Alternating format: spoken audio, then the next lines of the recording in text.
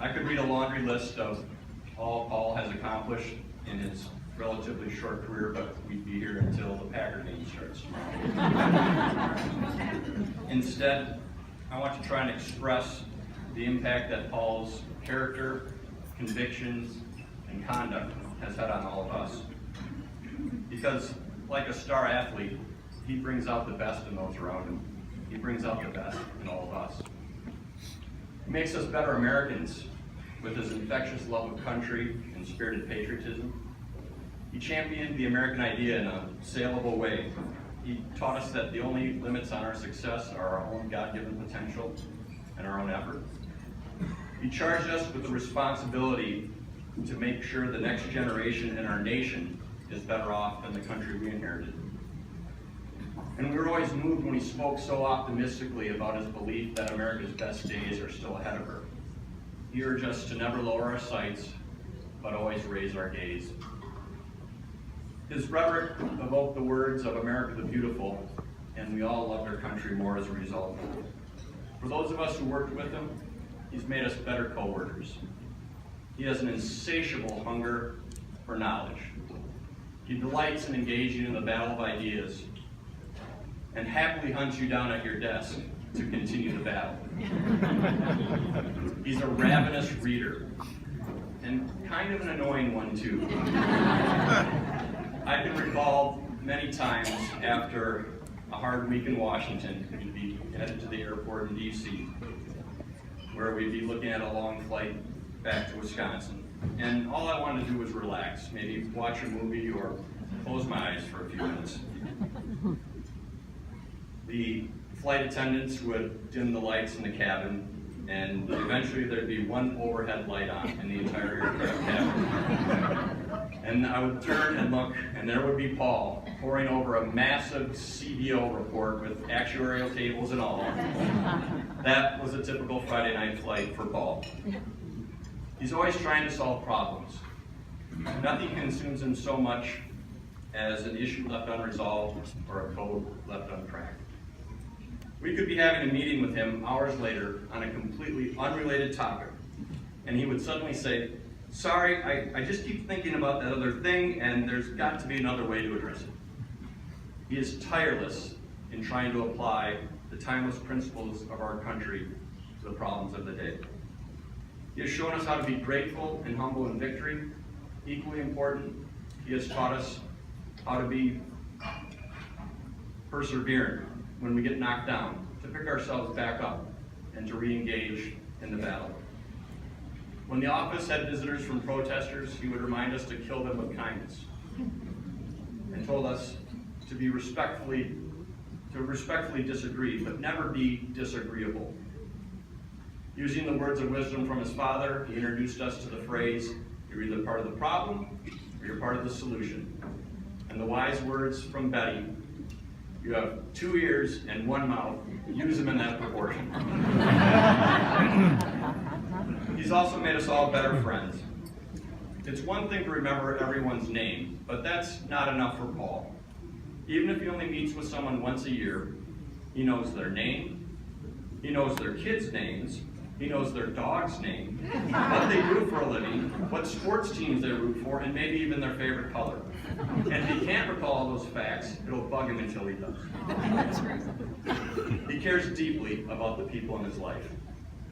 Only Paul, in the middle of a chaotic day on Capitol Hill, with calls from the president, major legislation to advance, and a Christmas tree to light, would stop in the middle of a crowded room, point to the back, and say, "Hey, look, it's my ophthalmologist from Janesville, everybody."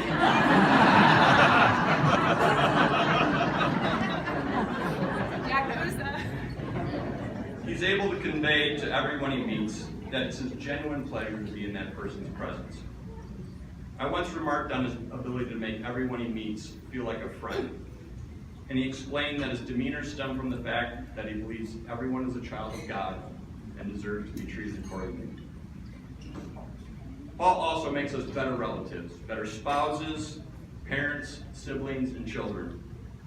As many of you know, Paul holds family time precious, like a mother holds a newborn or a Christian holds the Bible. It's that important to him.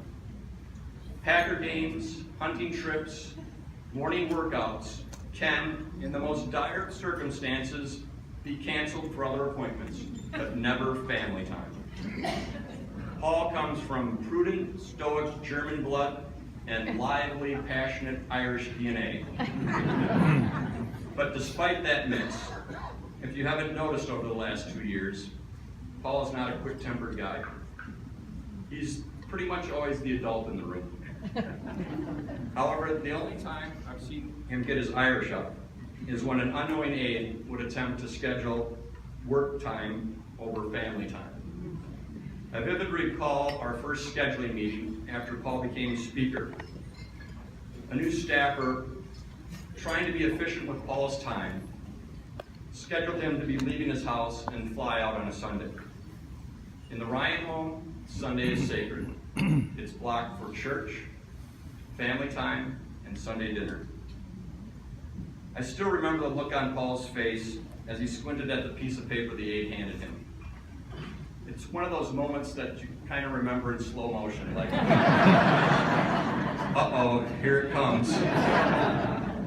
He frowned deeply, lifted his head slowly, raised his voice, and chastised my new coworker, saying, "Don't you ever make me choose between family time and work. Work will lose every time."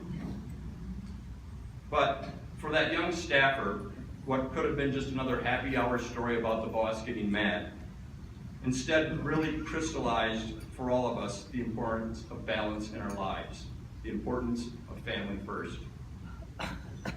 Paul has a special relationship with his mother, Betty.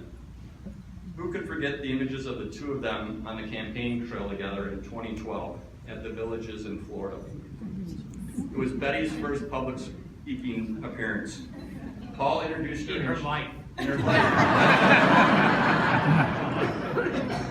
Paul introduced her and she knocked it out of the park. I've never witnessed two people more proud of one another.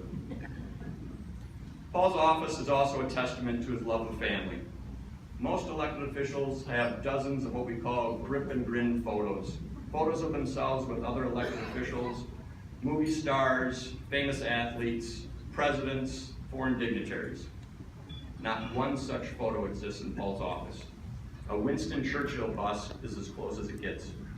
Instead, Paul's office is filled with photos of Betty, his siblings, Jana, and Liza, Sam, and Charlie. Paul's love of his family is something we all seek to emulate. Every time someone on our team has a birthday, Paul spends an inordinate amount of time deciding what emojis to text them. When someone gets engaged, he wants to be the first person to congratulate the couple. And when someone's about to have a baby, he wants to be the first to meet the baby, as well as share his overly detailed advice on how to change diapers. Finally, and most importantly, Paul makes us better people of faith. Many politicians give shallow credit to divine providence. Paul has given his life to living the great commandment. Love the Lord with all your heart and love your neighbor as yourself. Whether starting meals with prayer, following his own devotions, or promoting faith-based solutions, Paul is an everyday witness of his faith. He doesn't talk about it, he lives it. For his first State of the Union address after he became speaker, he invited the Little Sisters of the Poor, a group of nuns, to be his guests. They had been fighting for conscience protections under the law for many years. It was just minutes before Paul had to go to the House chamber to welcome the president. Once again, in a crowded room filled with dignitaries, including the Joint Chiefs of Staff, there was Paul taking a selfie with all the nuns.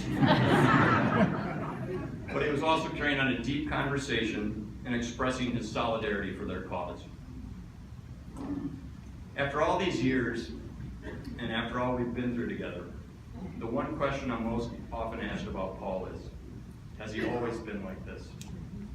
And the answer is, well, yes. Which is what I think draws us all to Paul. He's still that guy from Janesville. No matter what title, no matter how much attention, he's still just Paul to us, and he always will be. In closing, Paul, thank you for your service to our beloved country.